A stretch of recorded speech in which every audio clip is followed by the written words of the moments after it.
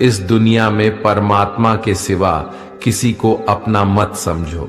यहां कोई अपना नहीं है, क्योंकि जब दुनिया के सारे रास्ते बंद हो जाते हैं तो ईश्वर की तरफ जाने वाला रास्ता हमेशा खुला रहता है। हमेशा शक करने वाला व्यक्ति कभी शांति प्राप्त नहीं कर पाता है। वह न तो इस लोक में धन, ऐश्वर्य या यश की प्राप्ति कर सकता है और ना ही परलोक में स्वर्ग की प्राप्ति कर सकता है, क्योंकि जब तक मनुष्य किसी भी विषय में संशय युक्त रहता है तब तक वह उस विषय में सफलता नहीं पा सकता। इसलिए संदेह करने से बचें। हे अर्जुन, तुम्हारा क्या गया जो तुम रोते हो? तुम क्या लाए थे जो तुमने खो दिया? तुमने क्या पैदा किया था जो नष्ट हो गया? तुमने जो लिया यहीं से लिया, जो दिया यहीं पर दिया।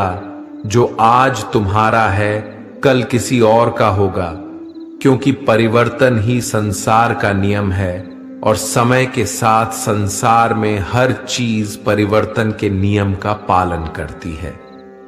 भगवान श्री कृष्ण कहते हैं, कर्म योग ही वह योग है जिसके माध्यम से हम अपनी जीवात्मा से जुड़ पाते हैं। कर्म योग हमारे आत्मज्ञान को जागृत करता है। इसके बाद हम न केवल अपने वर्तमान जीवन के उद्देश्यों को, बल्कि जीवन के बाद की अपनी गति का पूर्वाभास प्राप्त कर सकते हैं। इस योग में कर्म के द्वारा ईश्वर की प्राप्ति की जाती है। भगवत गीता में कर्म योग को सर्वश्रेष्ठ माना गया है। गृहस्थ और कर्मठ व्यक्ति के लिए यह योग अधिक उपयुक्त है। कर्म योग सिखाता है कि कर्म के लिए कर्म करो, आसक्त रहित होकर कर्म करो। कर्मयोगी इसीलिए कर्म करता है कि कर्म करना उसे अच्छा लगता है और इसके परे उसका कोई हेतु नहीं है। कर्मयोगी कर्म का त्याग नहीं करता, वह केवल कर्म फल का त्याग करता है और कर्म जनित दुखों से मुक्त हो जाता है। उसकी स्थिति इस संसार में एक दाता के समान है और वह कुछ पाने की कभी चिंता नहीं करता। वह जानता है कि वह दे रहा है और बदले में कुछ मांगता नहीं, और इसीलिए वह दुख के चंगुल में नहीं पड़ता। कर्म फल का त्याग कर धर्मनिरपेक्ष कार्य का संपादन भी पूजा के समान हो जाता है। संसार का कोई कार्य ब्रह्मा से अलग नहीं है, इसलिए कार्य की प्रकृति कोई भी हो, निष्काम कर्म सदा ईश्वर को ही समर्पित हो जाता है। पुनर्जन्म का कारण वासनाओं या अतृप्त कामनाओं का संशय है। कर्मयोगी कर्म फल के चक्कर में ही नहीं पड़ता, अतः वासनाओं का संचय भी नहीं होता। इस प्रकार कर्मयोगी पुनर्जन्म के बंधन से भी मुक्त हो जाता है। भगवान श्री कृष्ण कहते हैं, मनुष्य का मन वायु की तरह चंचल है। यह मन ही है जो मनुष्य को काम वासनाओं की तरफ भटकाता रहता है। अगर जीवन को सफल बनाना है तो मन पर काबू करना बहुत जरूरी है। मन को वश में करने से दिमाग की शक्ति केंद्रित होती है, जिससे कार्यों में सफलता मिलने लगती है। गीता के अनुसार जिस व्यक्ति ने अपने मन पर काबू पा लिया, वह मन में पैदा होने वाली बेकार की चिंताओं और इच्छाओं से भी दूर रहता है। साथ ही व्यक्ति अपने लक्ष्य को भी आसानी से प्राप्त कर लेता है। अगर मन को वश में नहीं करोगे तो वह तुम्हारा सबसे बड़ा शत्रु बन जाएगा।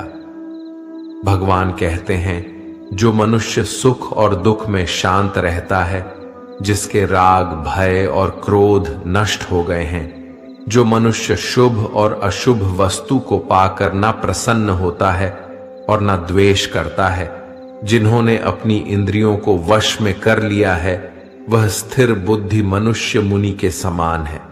ऐसा मनुष्य स्थिर चित्त और इंद्रियों को वश में करके ज्ञान द्वारा परमात्मा को प्राप्त करके हमेशा संतुष्ट रहता है।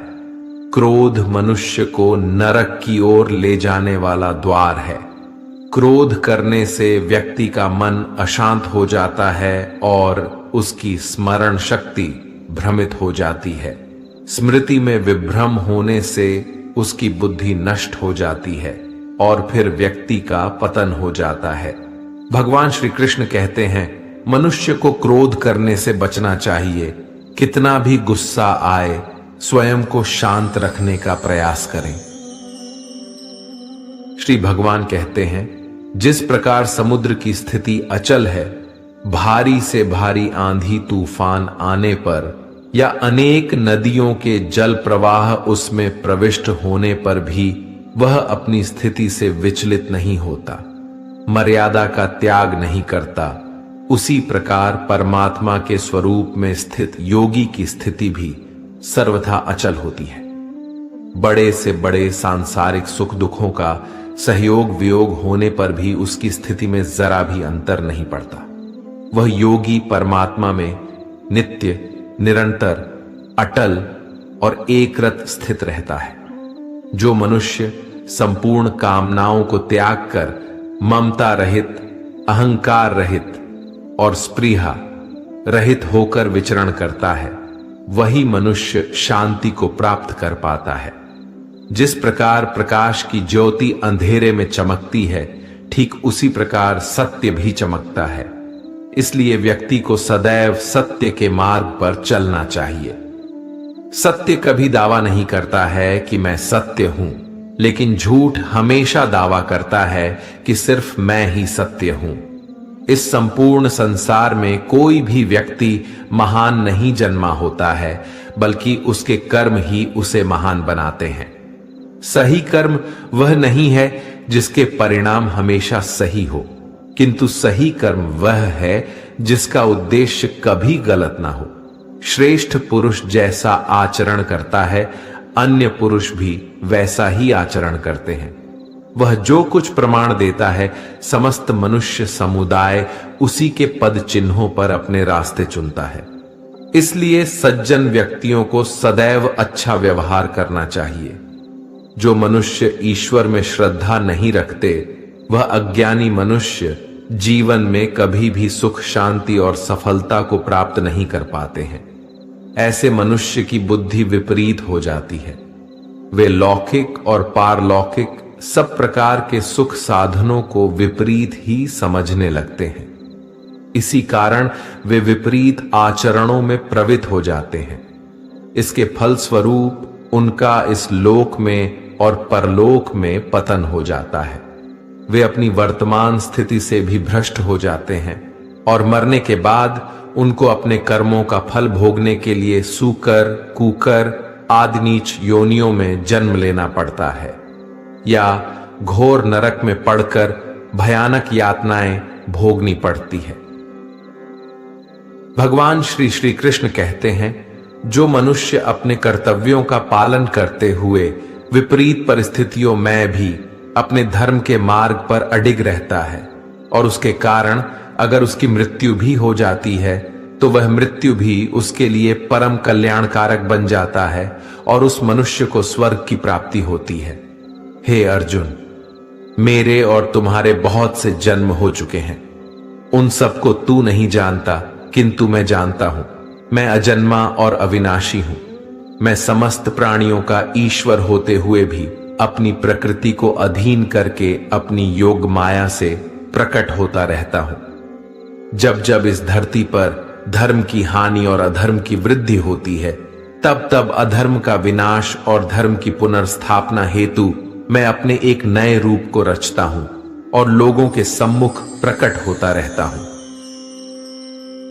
मनुष्य मेरी जिस भी रूप की पूजा करते हैं, मैं भी उनको उनकी भावना के अनुसार उसी रूप में दर्शन देता हूं।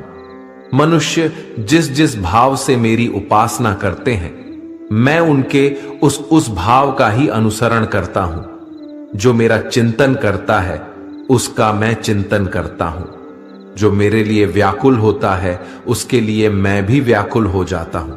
जो मुझे अपना सर्वस्व अर्पण कर देता है, मैं भी उसे अपना सर्वस्व अर्पण कर देता हूं। इस मनुष्य लोक में सांसारिक भोग के लिए लोग इंद्र आदि देवताओं की उपासना करते हैं, क्योंकि देवताओं का पूजन करने वालों को उनकी उपासना का फल तुरंत मिल जाता है। लेकिन मैं ऐसा नहीं करता हूं। मेरे भक्त यदि सकाम भाव से भी मेरा भजन करते हैं, तो भी मैं उनकी उसी कामना को पूर्ण करता हूं, जिसकी पूर्ति से उनका विषयों से वैराग्य होकर मुझ में प्रेम और विश्वास बढ़ता है।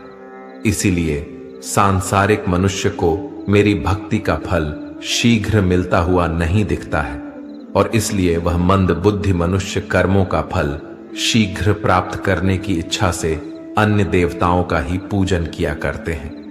इंसान हमेशा अपने भाग्य को कोसता है, यह जानते हुए भी कि भाग्य से भी ऊंचा उसका कर्म है जो उसके स्वयं के हाथों में है। जो हुआ वह अच्छा हुआ, जो हो रहा है वह भी अच्छा हो रहा है, जो होगा वह भी अच्छा ही होगा। जो बीत गया उसका तुम पछतावा ना करो और भविष्य की चिंता भी ना करो, अभी तो वर्तमान चल रहा है। जो पुरुष ना किसी से द्वेष करता है और ना किसी चीज की आकांक्षा करता है, वैसा कर्मयोगी पुरुष सन्यासी के समान है, और वह पुरुष सुखपूर्वक संसार बंधन से मुक्त हो जाता है। ना तो मैं किसी के भाग्य का निर्माण करता हूं और ना ही किसी के कर्म फल का निर्माण करता हूं। मनुष्य अपने द्वारा किए कर्मों का ही फल भोगता है और उसी से उसके भाग्य का निर्माण होता है। मनुष्य स्वयं ही अपना मित्र है और स्वयं ही अपना सबसे बड़ा शत्रु भी है। ज्ञानी मनुष्य कर्मयोग या भक्ति योग से एक ही जन्म में इस समुद्र रूपी संसार से निकलकर परमात्मा को प्राप्त कर लेता है, और ज्ञानी मनुष्य काम, क्रोध, लोभ, मोह में फंसकर 84 लाख योनियों में भटकता रहता है। भगवान श्री कृष्ण कहते हैं, भगवत प्राप्ति के लिए कर्म करने वाला कोई भी मनुष्य दुर्गति को प्राप्त नहीं होता है। इस लोक में या परलोक में वह जहां भी रहता है, वह परमात्मा के मार्ग में आगे ही बढ़ता रहता है। हे अर्जुन, जिनकी बुद्धि माया ने हर ली है, जो जानबूझकर पाप कर्मों में ही लिप्त है, जो मुझे जानने की चेष्टा भी नहीं करते, ऐसे मनुष्य को जीवन में और जीवन के बाद के जीवन में भी कष्टों से मुक्ति नहीं मिल पाता है। जो मनुष्य अंतकाल में भी मुझको स्मरण करता हुआ शरीर त्यागता है, वह मेरे परम धाम को प्राप्त होता है, इसमें कोई संशय नहीं है। देवताओं को पूजने वाले देवताओं को प्राप्त होते हैं, पितरों को पूजने वाले पितरों को प्राप्त होते हैं, भूतों को पूजने वाले भूतों को प्राप्त होते हैं, और मेरा पूजन करने वाले भक्त मुझको ही प्राप्त होते हैं। इसलिए मेरे भक्तों का पुनर्जन्म नहीं होता है। जो कोई भक्त मेरे लिए प्रेम से पत्र, पुष्प, फल, जल आदि अर्पण करता है, वह शुद्ध बुद्धि निष्काम प्रेमी भक्त का प्रेम पूर्वक अर्पण किया हुआ वह पत्र, पुष्प, फल, जल आदि मैं सत्व गुण से प्रकट होकर प्रेम पूर्वक खाता हूं। भगवान श्री कृष्ण कहते हैं, हे अर्जुन, तू जो कर्म करता है, जो खाता है, जो हवन करता है, जो दान देता है और जो तप करता है, वह सब मुझे अर्पण कर, मैं तुम्हें मुक्ति प्रदान करूंगा।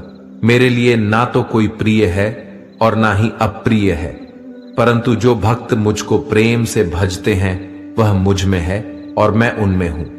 यदि कोई दुराचारी भी अनन्य भाव से मेरा भक्त बनकर मुझको भजता है, तो वह पुरुष भी साधु के समान है, क्योंकि उसने भली भांति निश्चय कर लिया है कि परमेश्वर के भजन के समान अन्य कुछ भी नहीं है। स्त्री, वैश्य, शूद्र, भूत, पिशाच, चांडाल कोई भी हो, वह मेरी शरण में आकर परम गति को प्राप्त होते हैं। हमारे तामसिक गुण हमारे अंदर हीन भावना पैदा करके हमें खुद को उदास और नुकसान पहुंचाते हैं, और हमारे राजसिक गुण हमें ईर्ष्यालु और लोभी बना देते हैं। भगवान श्री कृष्ण कहते हैं, हर मनुष्य को तामसिक और राजसिक गुणों को खत्म करके अपने सात्विक गुणों से परिचित होना पड़ेगा। सात्विक गुण वह है जो आत्मा को अपने आसपास की हर चीज से जोड़े रखता है और उन्हें प्यार करना सिखाता है। किसी का अच्छा ना कर सको तो बुरा भी मत करना, क्योंकि दुनिया कमजोर है, लेकिन दुनिया बनाने वाला नहीं। जिंदगी में हम कितने सही है और कितने गलत है, ये केवल दो लोग जानते हैं, एक परमात्मा और दूसरी हमारी अंतरात्मा। अपने आप को भगवान के प्रति समर्पित कर दो यही सबसे बड़ा सहारा है। जो कोई भी इस सहारे को पहचान गया है वह डर, चिंता और दुखों से आजाद रहता है। हर मनुष्य को सबसे पहले खुद का आकलन करना चाहिए, अर्थात खुद के बारे में जान लेना चाहिए। खुद की काबिलियत और क्षमता को जानना ही मनुष्य को आत्मज्ञान की प्राप्ति करा सकता है। जब तक मनुष्य खुद के बारे में जान नहीं लेगा, तब तक उस मनुष्य का उद्धार नहीं हो सकता।